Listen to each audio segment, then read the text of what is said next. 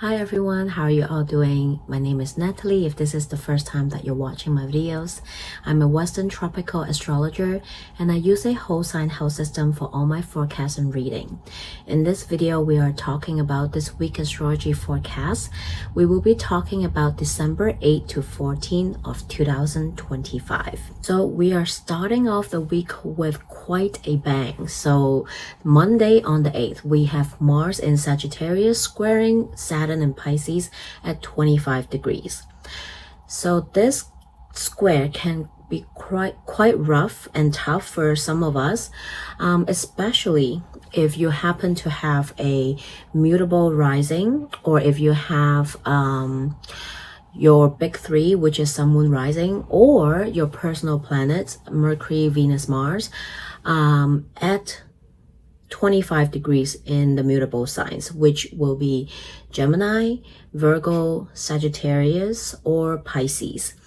If you have anything at 25, or I will also give it a very tight orb because you will probably feel it like most intensely, probably from 23 to 27 degrees as well. And this is even though happening exactly on Monday, you will probably feel it. It will probably manifest for you around the weekend, which is right now, Sunday, as of I'm recording, maybe even Saturday and into probably Tuesday, maybe Wednesday as well. So definitely the couple days before and after this aspect is when we feel it the most. And I personally can testify it because guess what? I'm a Sag rising at 26 degrees. It's literally happening, squaring my first house, which is all about me, myself, and my fourth house, which is my home. And it manifests very literal for me. So yesterday, Saturday morning, I had to wake up really early for work. I rushed out, but right before I had to rush out, my door handle from my washroom fell off. I have no time to figure out what to do. I just put it aside, reminding myself not to close the washroom door. I'll figure it out when I'm back. So when I'm back home, I was really tired. I totally forgot the whole thing. I went to the washroom, came out, and it's like neutral, like natural reflex for me to close the door behind me. So I just closed the washroom door, and the second I did it, I'm like, oh my God, I just locked the washroom. So I panicked, did not know what to do. It's a Saturday night.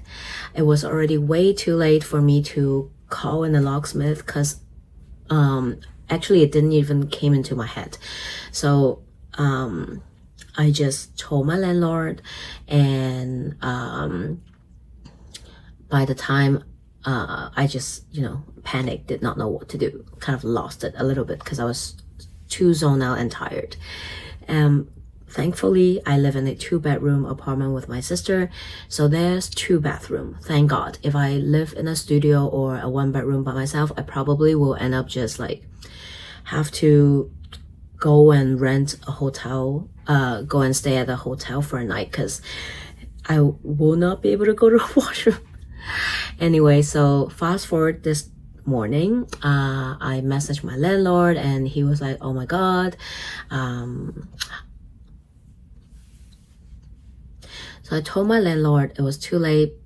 He did not respond. So this morning when he responded, he was like, maybe I can come by. And he came by, he couldn't fix it. And he asked me to call a locksmith. So I called, and thank God I got it fixed. So now finally everything is solved. But this is how literal sometimes astrology aspect energies came into life for all of us, depending on our natal chart and where is it happening.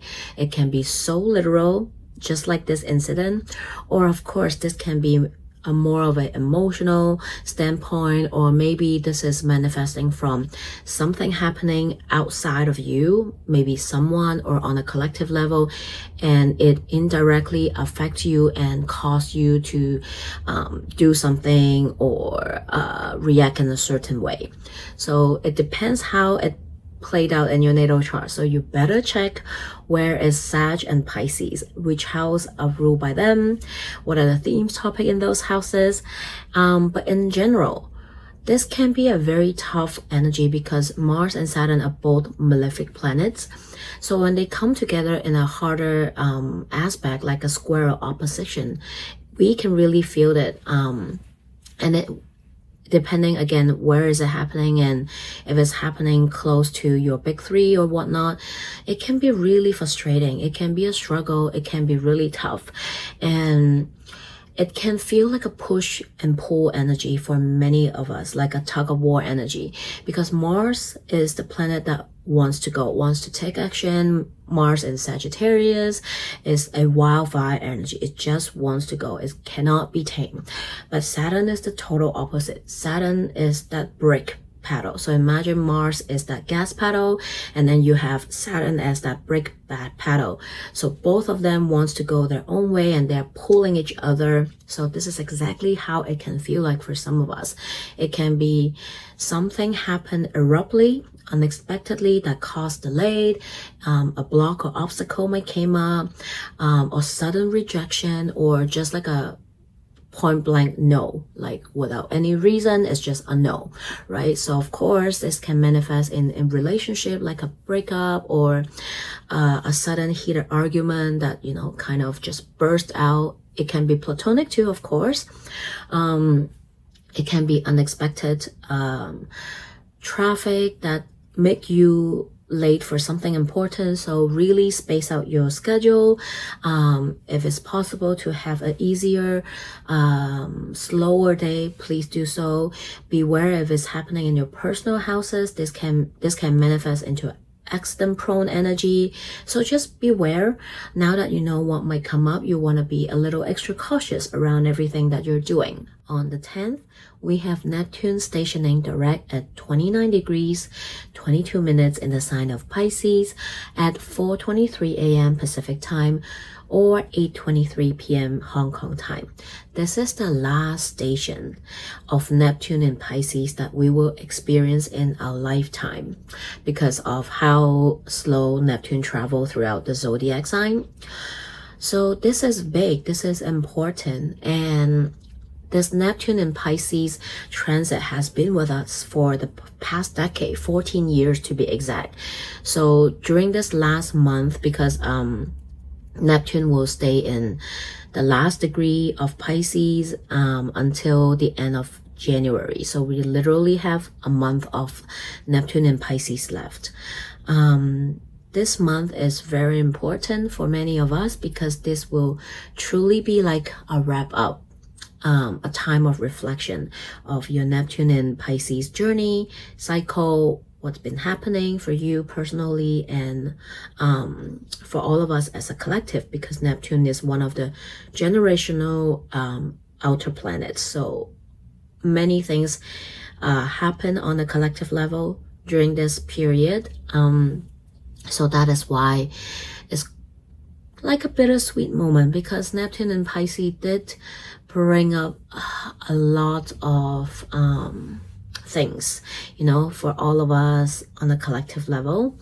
So use this month, I guess, as a final reflection to take a look at your Pisces house. What are the themes and topics there? Neptune have been there for the past 14 years, or topics related to spirituality, everything that happened on a collective level, because Neptune also relates to our collective consciousness and unity, right? Things that happen on a collective level, whether this is regarding to the ups and downs, the roller coaster of world event, sufferings that's been happening, especially the past few years. What is that trying to teach us?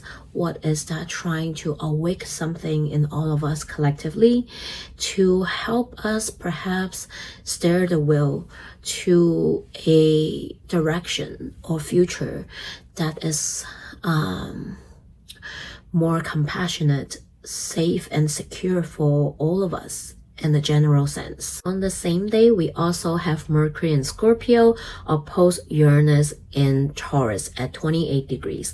This is the third and final time of this Mercury-Uranus opposition because of Mercury retrograde journey. So think back to October 29 or November 19. Those were the time when we had this aspect happening as well. For some of us, this is the final chapter phase of your Mercury retrograde journey regarding to this aspect. And this can be a sudden news, shocking info coming in, perhaps a conversation that was a little bit on the left hand that being brought up during the past couple of months during Mercury retrograde, and now finally perhaps it's you're gaining some kind of clarity, answer, solution from this sudden news or info or conversation that you have been going back and forth with someone or regarding to certain situation. And for some, this aspect can generally just be a sudden news coming in, an info that came in for you that you didn't know before that kind of caught you off guard. It can also be a secret being revealed because there's this sudden energy, that shocking element in it.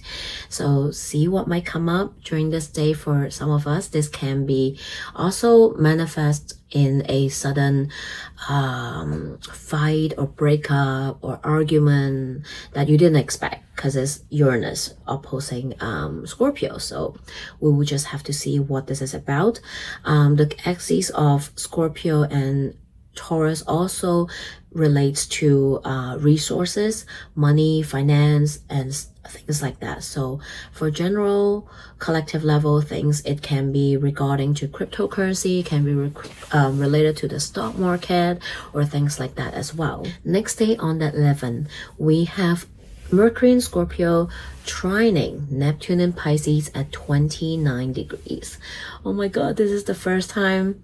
Oh no, sorry, this is the last time that we have an aspect trining Neptune in Pisces with Mercury, because soon Neptune will re-enter Aries. So this is the final one. So similarly with the opposition between Mercury and Uranus, this trine between Mercury and Neptune is also a final one, but out of the 3 times because of Mercury retrograde.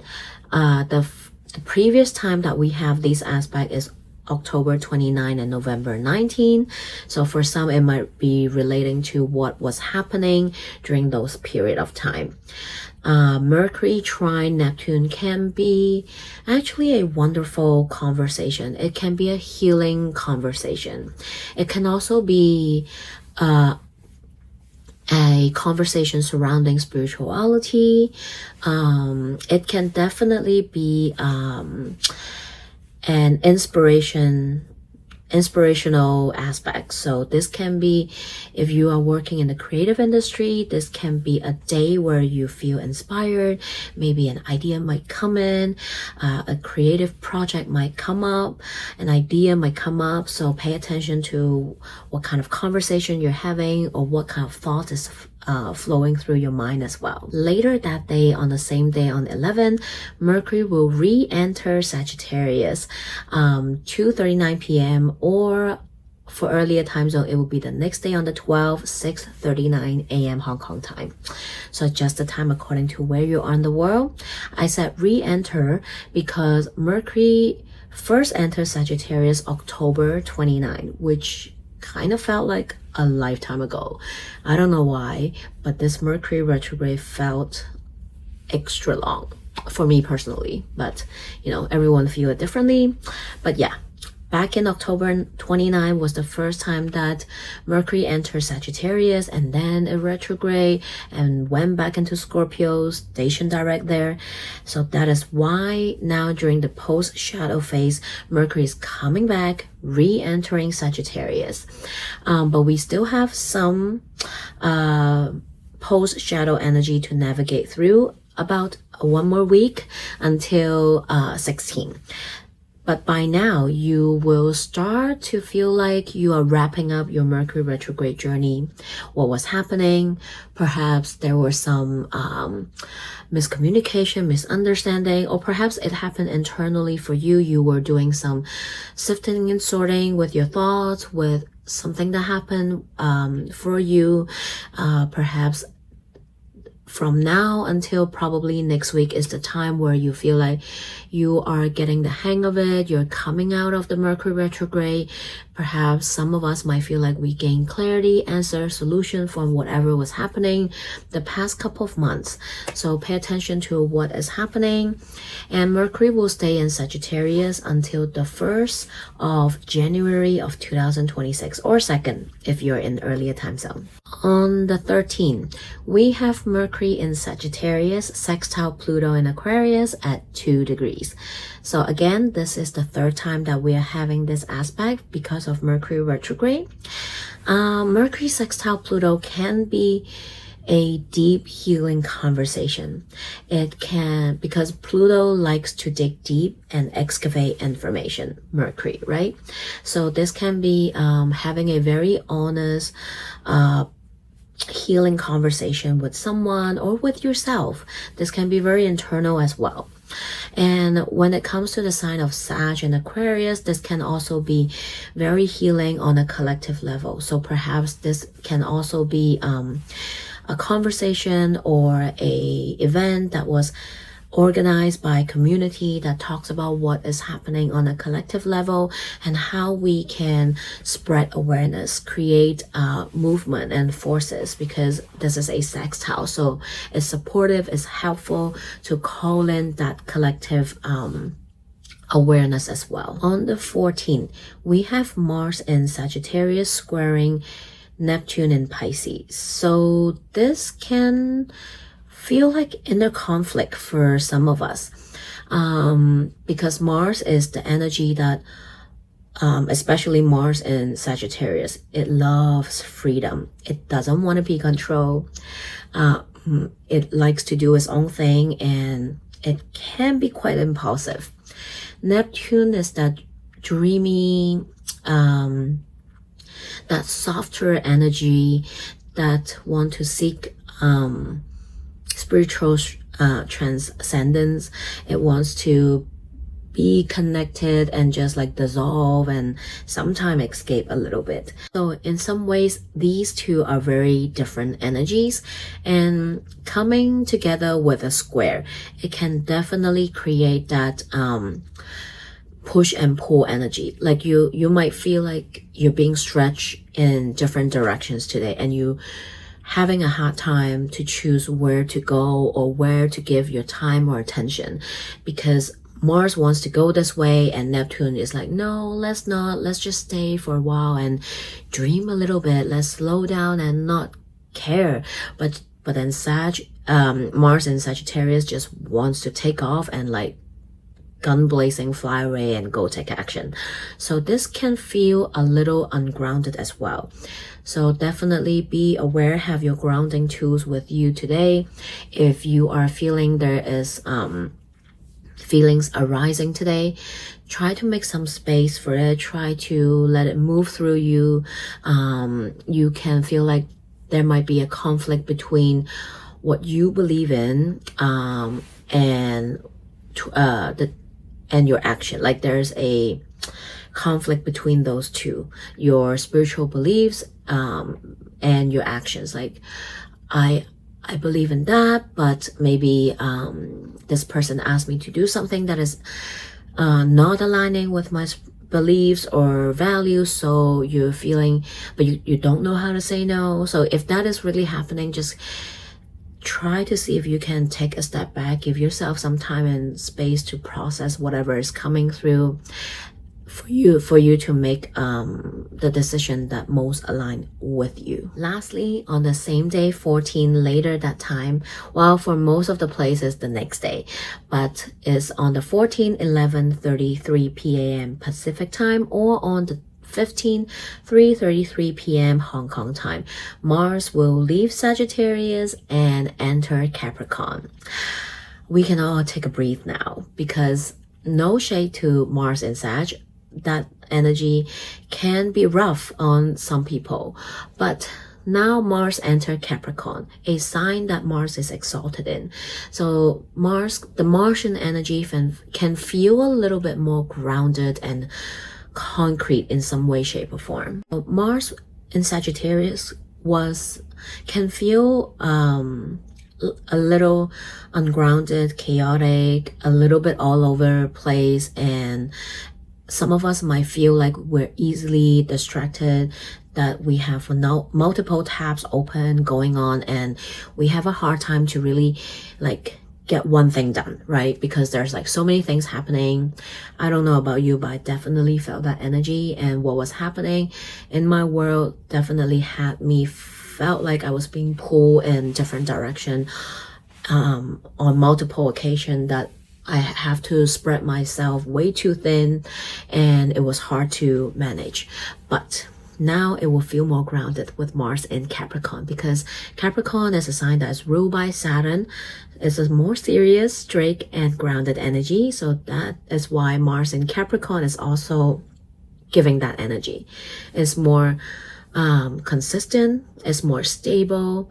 It allows us to take tangible actions in a more concrete way. It's almost like Mars in Sagittarius was a transit that we were like, oh my god, what to do? There's so many things I want to do. And Mars in Capricorn is like, okay, now you have your fun.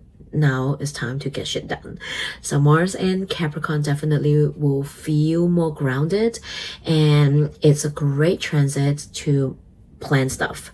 It's a great transit to if you are ready to commit on something, if you want to get serious about something.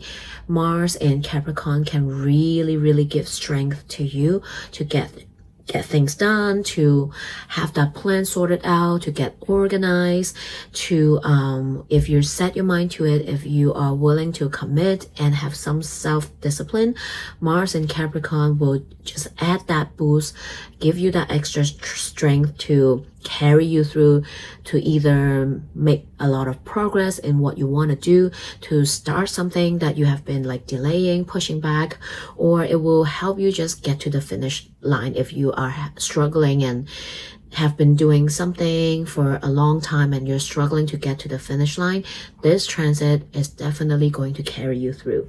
So definitely utilize this Mars in Capricorn period. So this is what is happening this week. We have quite a lot. We have some mixed bag of energy, so make sure you stay grounded. You keep yourself hydrated. There can be some chaotic time, but there's also some grounding energy coming in by the end of the week with Mars going into Capricorn. December is a month that is filled with square energy, which can be a little tough, frustrating, and rough for some of us, for many of us. So I hope this Mars in Capricorn can help us stay grounded in some way, shape, or form. So if you want to do a more personal consultation, I am offering all astrology consultation, tarot, and akashic records reading. Feel free to email me, and in the meanwhile, take care. Sending you all lots of love. Have a great week ahead. I'll see you next time.